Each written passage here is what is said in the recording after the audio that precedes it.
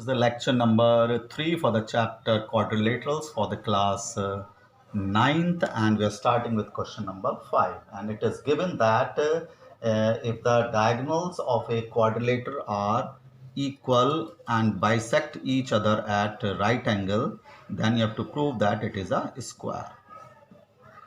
Now what is given in it? It is given that the diagonals are equal and diagonals are perpendicular also, and diagonals are bisecting each other also. That is, OA is equal to OC and OB is equal to OD. It is given. It is given that the diagonals of the quadrilaterals is equal and bisecting each other at right angle. So how I have to prove that it is a square? To prove that ABCD is a square. So how can we prove that it is a square? If I prove that the opposite sides are parallel and all sides are equal and the vertex angle is equal to 90 degree, then it will be a square. So first of all, I'll prove that the opposite sides are parallel. For that, I'll prove that the triangle AOD and triangle COB, they are congruent. To prove that it is a congruent, this angle, this side is equal to this side is equal to this is given, and this is vertically opposite angles. So OA is equal to OC given, angle AOD is equal to angle COB, vertically opposite angles, and OD is equal to OB. It is given. So the triangles are congruent. AOD is congruent to triangle COB by side angle side. Now because they are congruent, so I can say that this angle will be equal to this angle, corresponding part of the congruent triangles. Now because they are alternate angles, so therefore AD is parallel to BC. Alternate angles हमने equal prove कर दिए. Similarly, I can prove that these two triangles are congruent and this angle will be equal to this. So this will be AB is parallel to CD. So similarly, AB is parallel to CD. AB is parallel to CD. So now because opposite sides are parallel, so therefore ABCD is a parallelogram. I have proved that ABCD is a parallelogram, but I have to prove that it is a square. So why it is a parallelogram? Because opposite sides parallel. Now if I prove that the consecutive sides are also equal, then it will become a rhombus, and if I prove that its vertex angle equal to 90 degree, then it is a square. Now I will prove that their consecutive sides are equal. So I'll prove that the triangle AOB and COB are congruent. So AOB and COB. In triangle AOB and triangle COB, this is AOB and COB, they are congruent. Why? This is equal to this, and angle this is equal to angle this. It is given at 90 degree, and OB is equal to OB. So OA is equal to OC. OA is equal to OC given. Angle, this is AOB is equal to COB. AOB is equal to angle COB, both 90 degree. It is given, and OB is equal to OB, common. So these two triangles are congruent. Triangle AOB is congruent to triangle COB by side angle side, congruent. So therefore AB is equal to BC, corresponding part of congruent triangle congruent. So similarly, BC is equal to CD and CD is equal to AD. So therefore all sides are equal. AB is equal to BC is equal to CD is equal to AD. All sides are equal. Now I'll prove that the vertex angle is equal to 90 degree. So for that I'll prove that the triangle DAB and triangle CBA, they are congruent. For that AD is equal to BC. अभी मैंने proved करा कि all sides are equal. And it is given that BD is equal to AC. It is given that the diagonals are equal. It is given that diagonals are equal and AB is equal to AB common. So the triangle DAB is congruent to triangle CBA by sides. This triangle DAB and CBA are congruent by side. Now because they are congruent, so I can write angle A is equal to angle B, corresponding part of the congruent triangle, and their sum is equal to 180 degree. We have done this in the last question. Co-interior angles they are, so therefore they both are equal to 90 degree. Their sum is equal to 180 degree, both are equal, so therefore they both are equal to 90 degree. So therefore ABCD is a square. तो square proof करने के लिए we have first proved that opposite sides are parallel, it become a parallelogram. Then I proved that their consecutive sides are equal, or I proved that all sides are equal, so it become a rhombus now. Then I proved that its vertex angle is equal to 90 degree, so now it become a square.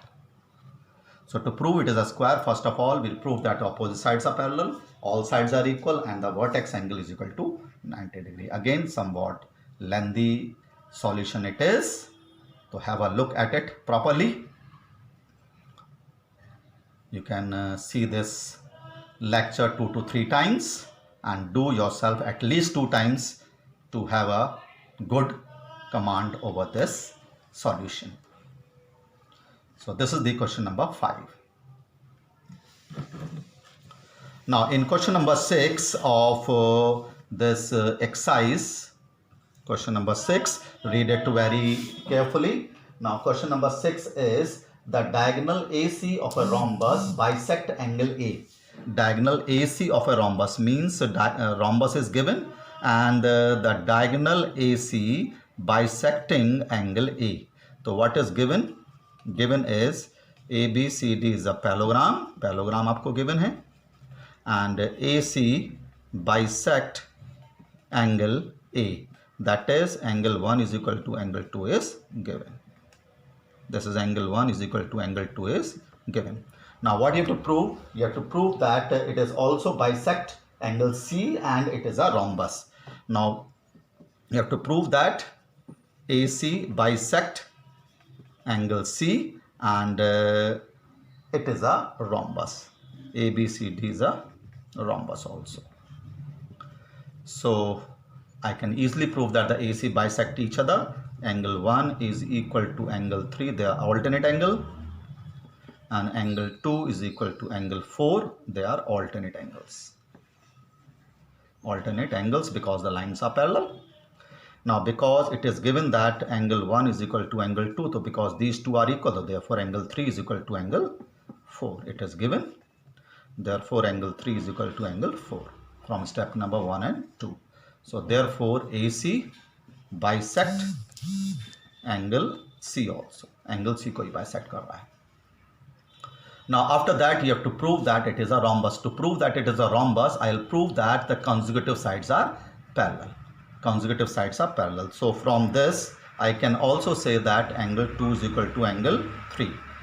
Why angle 1 is equal to angle 3 and angle 1 is equal to angle 2? So I can say that angle 2 is equal to angle 3 also, because angle 1 is equal to angle 2.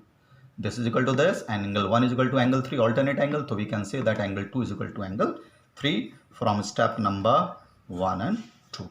Now because angle 2 is equal to angle 3, so opposite sides will be equal. Angle AB will be equal to BC. Sides opposite to